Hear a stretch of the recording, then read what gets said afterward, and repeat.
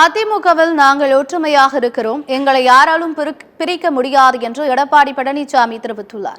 சட்டப்பேரவையில் சபாநாயகர் அப்பாவுக்கு எதிராக அதிமுக கொண்டு வந்த நம்பிக்கையில்லா தீர்மானம் தோல்வி அடைந்த நிலையில் எதிர்க்கட்சித் தலைவர் எடப்பாடி பழனிசாமி செய்தியாளர்களை சந்தித்தார். அப்போது பேசிய அவர், சபாநாயகர் மீண்டும் பழையபடியே செயல்படுகிறார், நாங்கள் கேள்வி கேட்டால் அமைச்சர்களுக்கே அவர் பதிலளிக்கிறார் என்றும் தெரிவித்தார். சபாநாயகருக்கு எதிரான தீர்மானத்தின் மீது முதலமைச்சர் பேசியதை ஒளிபரப்பினார்கள், ஆனால் நான் பேசியதை ஒளிபரப்பவில்லை என்று குற்றம் சாட்டினார். அதனைத் தொடர்ந்து செங்கோட்டையன் தொடர்பான கேள்விக்கு பதிலளித்த அவர், நாங்கள் ஒற்றுமையாக இருக்கிறோம், எங்களை யாராலும் பிரிக்க முடியாது என்றும் கூறினார். மேலும் அதிமுகவை உடைக்க நினைப்பவர்கள் உடைந்து போவார்கள் என்றும் கூறினார். நாங்களாம் இப்போ ஒற்றுமையா தான் இருக்கிறோம், நீ யாராலையும் பிரிக்க முடியாதுங்க. நான் என்னைக்கு முதலமைச்சரானோ அன்னையிலிருந்து இந்த திட்டத்தை போட்டுட்டு தான் இருக்கிறாங்க. ஆனா அதெல்லாம் உடைச்செறிஞ்சிட்டு தான் இருக்கிறோம்.